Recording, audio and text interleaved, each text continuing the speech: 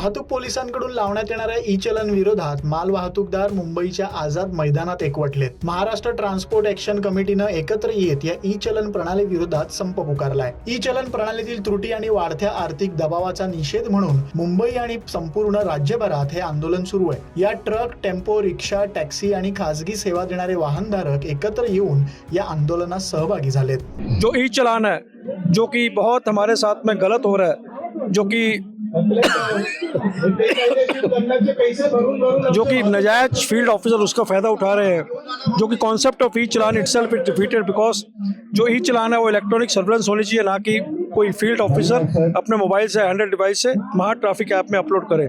इसके ऊपर legally it is not allowed. इसके बाद में भी 4,500 करोड़ के चलान आए हुए हैं और इसका विरोध हमारा आज का नहीं है, कई सालों से चल रहा है। इसके लिए एक कमेटी बनी थी, वो कमेटी ने 17 दिसंबर 2025 को एक रिपोर्ट दी हुई है सरकार के पास। सरकार उसको अमल नहीं कर रही है, तो ये हमारा आंदोलन है कि वो जो कमेटी की रिपोर्ट है उसको इम्प्लीमेंट किया जाए। और हमारी ट्रांसपोर्ट मिनिस्टर से 2 तारीख को मीटिंग हुई थी, लेकिन उसमें भी कोई कंक्लूजन नहीं निकला। ट्रांसपोर्ट कमिश्नर से भी हुई थी, उसमें भी कंक्लूजन नहीं निकला।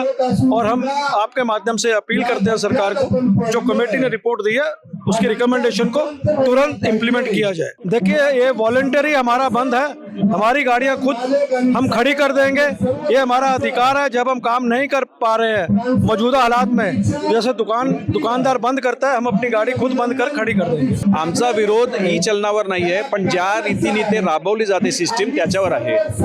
90 ते 95% ई चलन इलिगल आहेत आणि ते चुकीच्या पद्धतीने राबवलेले गेलेत। अख्ख्या पोलीस यंत्रणाला तुम्ही टार्गेट देता आणि त्यांना कुठल्याही परिस्थितीत तुम्ही रेव्हेन्यू जनरेशन एजन्सी बनवून ठेवली आहे। ई चलन होते सेफ्टी आणि सिक्युरिटीसाठी, ई चलन होते करप्शन बंद करायसाठी, त्यातला काहीही न होता उलट करप्शन वाढला।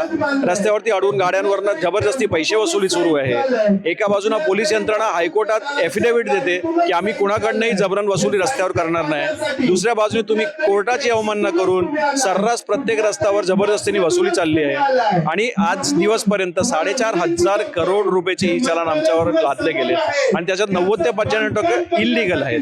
जर हे इल्लीगल चलन भरायचे आले तर आमची इंडस्ट्री बंद पडेल। परिवहन क्षेत्रातले प्रत्येक येलो प्लेट गाडी याच्यात इन्क्लुडेड आहे। रिक्षा, टॅक्सी, बस, शाळेची बस, कंपनी बस, टेम्पो, टँकर, बस जे कुठले आहेत सगळे बंद आहेत। आम्ही व्यावसायिक आहोत, आम्ही आंदोलनकारी नाहीत।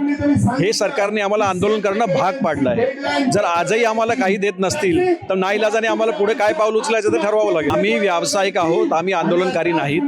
हे सरकारने आम्हाला आंदोलन करणं भाग पाडलं आहे। जर आजही आम्हाला काही देत नसतील तर नाईलाजाने आम्हाला पुढे काय पाऊल उचलायचं ते ठरवावं लागेल। परिवहन मंत्र्यांनी नेहमीप्रमाणे आमच्या तोंडावर पान पुसलेत। ते प्रत्येक वेळी आम्हाला आश्वासन देतात आणि प्रत्येक वेळी आमच्यावरनं वेळ मारून घेतात।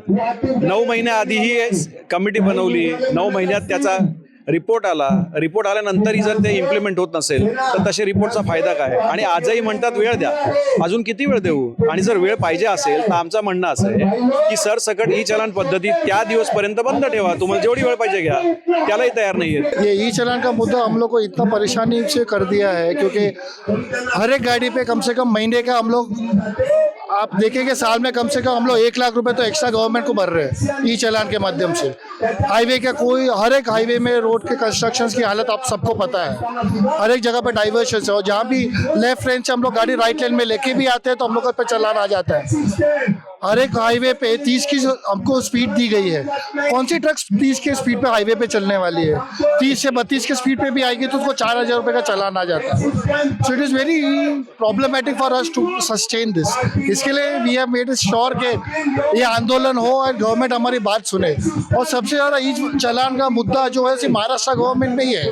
हमारी गाड़ी नेशनल परमिट है, बाकी सब स्टेट्स में भी जाती है और कोई स्टेट में इतना प्रॉब्लमेटिक नहीं सिचुएशन हम लोग के लिए होता है। जैसे महाराष्ट्र में हम एंटर करते हैं कोल्हापुर से लेके यहाँ तक, अगर गाड़ी साउथ से आ रही है कोल्हापुर आप एंट्री करो तो से चलान चालू हो जाएंगे। अब चेन्नई से गाड़ी बैंगलोर आ गई, कर्नाटका स्टेट में भी चलान नहीं आएगा। बैंगलोर से जैसे आप निपानी पास करके कोल्हापुर एंटर करते हो आपको चलान के चालू हो जाते हैं और वहाँ से लेके बॉम्बे तक कम से कम आपको 10,000 रुपये का चलान लगना ही लगना है। तो हम लोग ने मेक श्योर किया है कि we'll go ahead with it and we will make sure कि गवर्नमेंट हमारी बात एटलीस्ट एक बार तो सुने। हमको सिर्फ इतना ही चाहिए कि ई चालान करिए, लेकिन आप शिक्षु बराबर हर एक चीज लेके आइए। 30 का स्पीड, आप इंफ्रास्ट्रक्चर दीजिए। आपने पार्किंग की जगह नहीं दी तो हम लोग गाड़ियां कहाँ लगाएंगे? जो भी वाशी का ट्रक टर्मिनल था वो भी गवर्नमेंट ने हम लोग से ले लिया। सबको पता है वाशी का इतना बड़ा ट्रक टर्मिनल हम लोग का था जो गवर्नमेंट ने हम लोग से ले लिया। हम लोग गाड़ियां कहाँ लगाएंगे?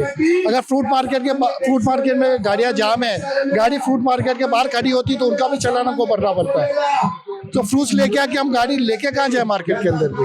मुंबईत आझाद मैदानासोबतच मुलुंड टोल नाक्यावरही घोषणाबाजी देत हे आंदोलन करण्यात आलं। तसंच राज्यात ठिकठिकाणी हे आंदोलन सुरू आहे। जोवर आमच्या मागण्या पूर्ण होत नाहीत आणि ई चलनचा मुद्दा निकाली निघत नाही तोवर संप सुरूच राहणार असल्याचा पवित्रा महाराष्ट्र ट्रान्सपोर्ट ऍक्शन कमिटीने घेतलाय। संप असा सुरू राहिला तर रस्ते मालवाहतुकीवर याचे परिणाम दिसू लागतील। यामुळे आता सरकार या प्रकरणात काय भूमिका घेतं हे पाहणं महत्त्वाचं असणार आहे। लोकमत मुंबईसाठी निधी पेडणेकरचा रिपोर्ट।